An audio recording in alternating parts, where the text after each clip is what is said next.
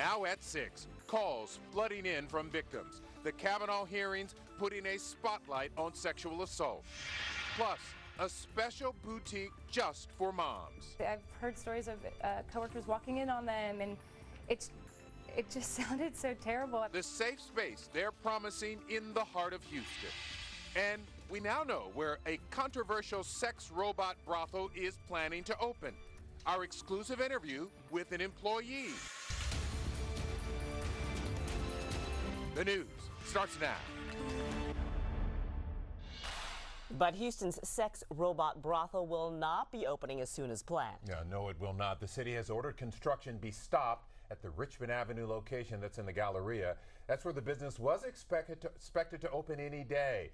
Our Matt Doherty has an exclusive interview tonight with a woman who says she works for the business. He is live now from the Galleria area with why she's defending the business. Matt. Yeah, city inspectors say that they found workers inside the business doing some construction without obtaining the proper permits.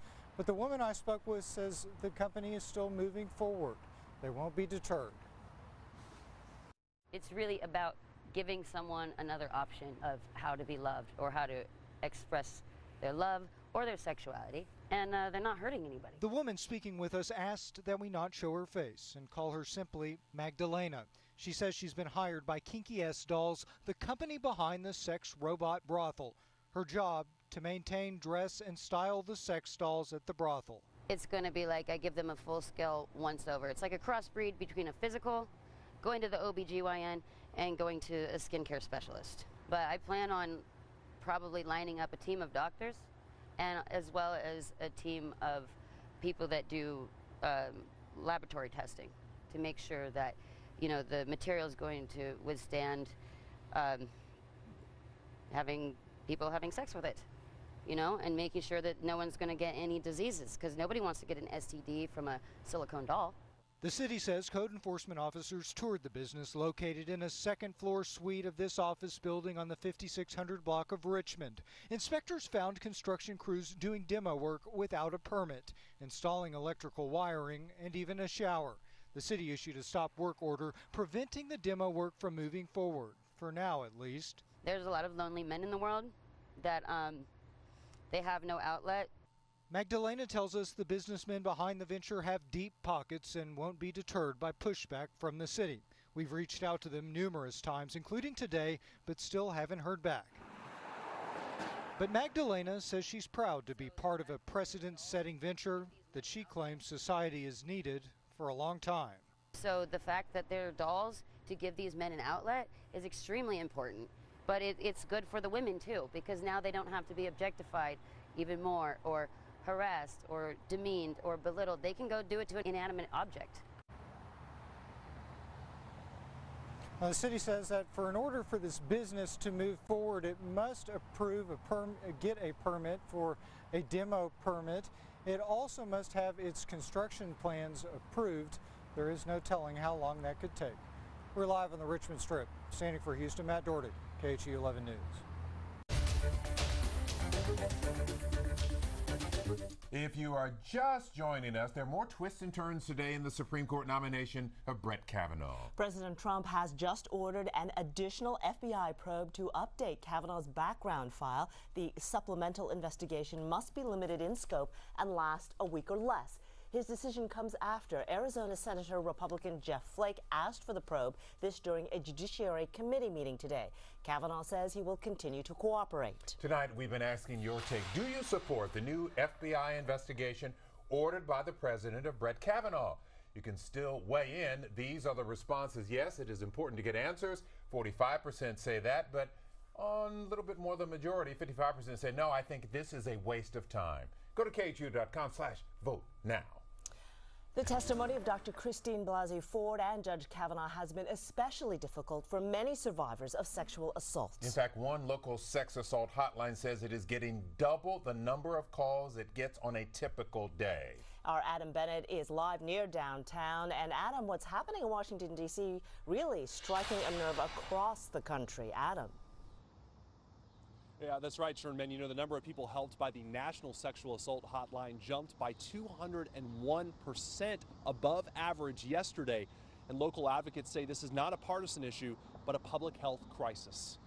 And additional emails, calls, and threats. It was the hearing that brought together the country's attention on the issue of sexual assault.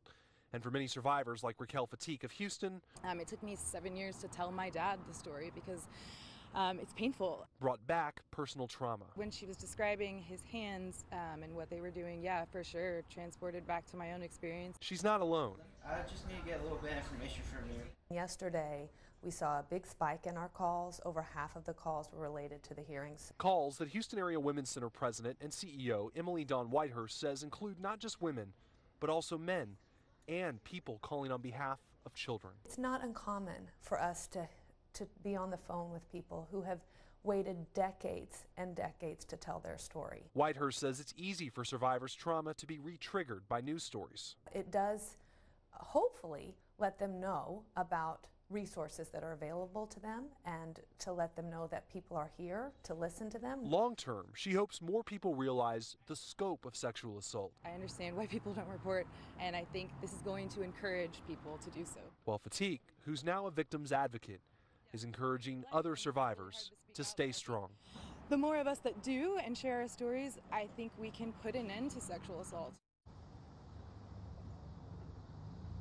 And officials with the Houston Area Women's Center want survivors to understand that what happened to them is not their fault. They also want them to know that there are advocates and services available to help them heal. Sherman? All right, Adam, thank you. We will have the latest updates on the FBI probe on air and online at KHOU.com. If you want real-time updates, download the KHOU app on your phone. All right, here's a live look downtown. We are getting a break from the heat, but not a break from the rain. Yeah, David Paul's been tracking the radar, and it just looks wet out there. I tell you what, I mean, at the moment, Houston immediately in the Houston area not doing too bad, but there's a lot of rain on the radar.